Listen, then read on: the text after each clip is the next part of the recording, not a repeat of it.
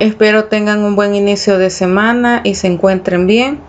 Vamos a iniciar con la agenda de este día, la bienvenida, el desarrollo del tema, la asignación de la tarea y el cierre. La cita de este día: lucha por tus sueños o los demás te impondrán lo suyo. Y siempre por los medios de WhatsApp, Classroom y el sitio web de la asignatura enviará el archivo de esta clase. Vamos a continuar con la segunda parte de este tema de discos duros, puertos y tipos. Ahora vamos a ver lo que son los discos duros SATA. Sus siglas, lo que significa su sigla es Serial Advanced Technology Attachment, que son los discos utilizados en la actualidad. Estos discos no van conectados a zócalos IDE como los que vimos la clase anterior, sino que van conectados directamente a un puerto SATA, que se le conoce como serial ATA. Cada disco de forma independiente, determinándose el disco de inicio del sistema en la propia BIOS, el número de conectores SATA. Lo más habitual es que cuenten con 4 o 6 puertos SATA, aunque existen motherboard con un número mayor. SATA proporciona mayores velocidades, mejor aprovechamiento cuando hay varios discos, mayor longitud de cable de transmisión de datos. Sus velocidades de transferencia de datos son más rápidas, hay más ancho de banda, más potencial para los aumentos de velocidad en generaciones futuras, cables más compactos que facilitan la ventilación interna de las PCs, longitud máxima del cable de hasta 2 metros, compatibilidad de software y drivers existentes del sistema ATA paralelo o Parallel ATA, diseño que permite la conexión en caliente que se le conoce como hot swappable. Y vamos a ver también los discos duros sólidos, que son los más actuales. Se le conocen como los SSD, Solid State Drive. Las unidades de estado sólido funcionan de manera diferente que un disco duro tradicional.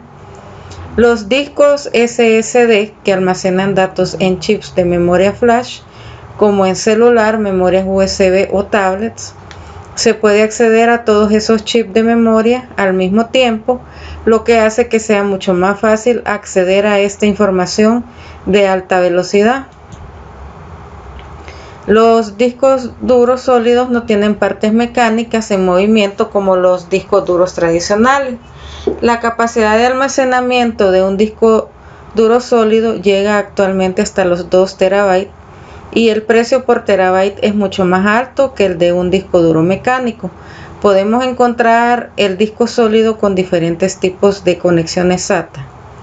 NVMe se puede conectar directamente a la tarjeta PCI Express y el M2. El M2 ya no utiliza conexión SATA. Podemos encontrar el disco sólido con diferentes tipos de conexiones. Existen 3 tipos. La número 1 es el SATA, que es el que estamos viendo aquí en pantalla. El más común es el disco sólido de 2.5 pulgadas que imita la forma de los discos duros para laptop tradicionales y se conecta con los mismos cables e interfaz SATA. Es más barato pero más lento que los otros tipos. Entonces este es el que se ve más comúnmente en las tiendas donde venden partes de computador. Este es el más común que se está viendo ahorita. De ahí vienen el otro tipo de disco duro sólido, que es este que está en pantalla, que se le conoce como el NVMe. Los discos del tipo ADD-IN, CAR-AIC son las siglas, son generalmente más rápidos ya que operan a través del bus PCI Express. Este tipo de disco duro sólido interno solo se puede usar en computadoras de escritorio. Entonces, estos pines que vemos acá es donde se va a insertar el disco duro, que parece una tarjeta, en el bus PCI Express.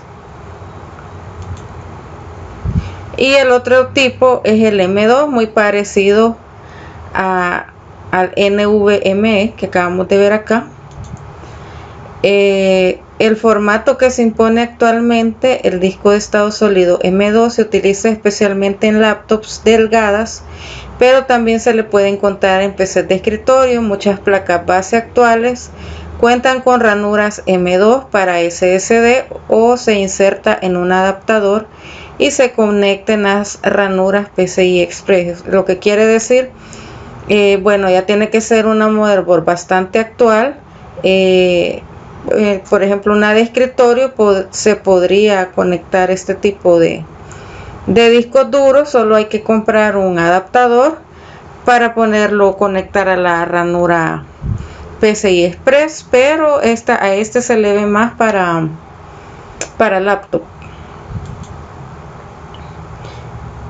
Y vamos a ver lo que es la parte trasera de una unidad IDE, que lo vimos en la clase anterior.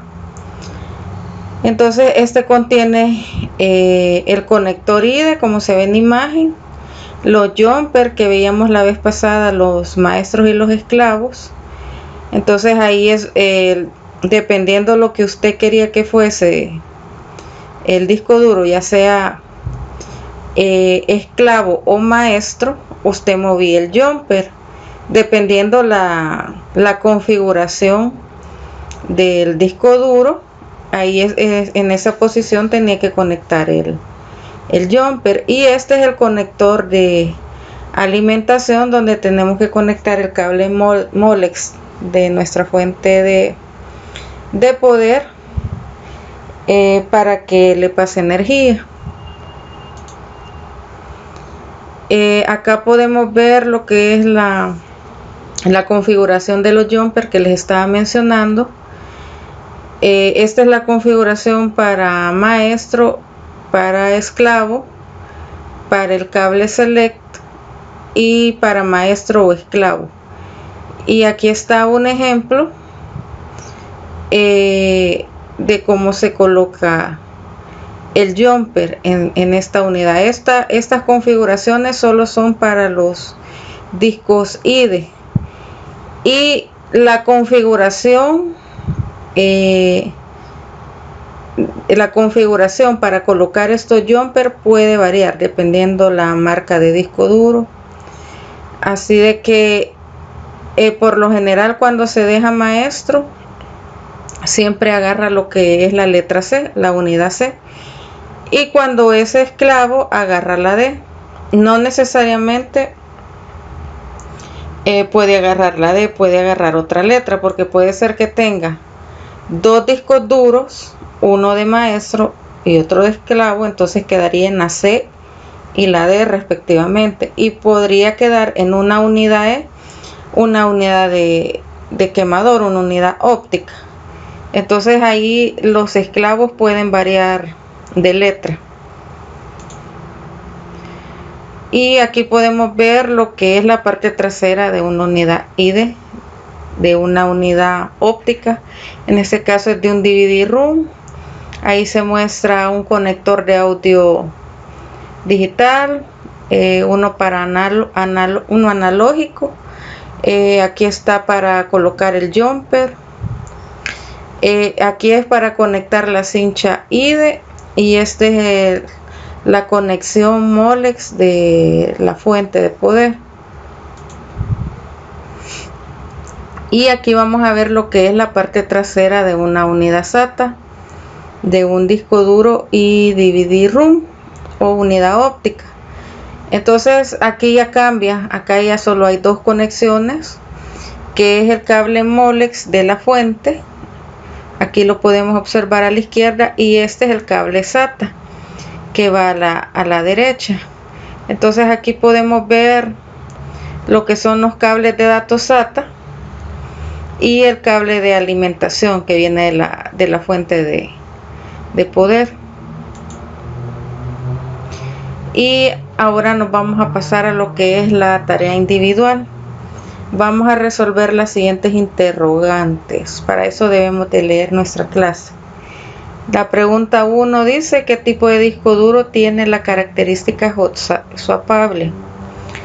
La número 2, es posible utilizar el mismo cable de datos o cincha de datos, que es lo mismo, para conectar un disco SATA o IDE. Ahí lo que le está preguntando, si yo puedo agarrar una cincha IDE y conectarla en un SATA, o puede ser al revés. Puede ser, si yo tengo una cincha IDE, la puedo conectar en un disco duro SATA.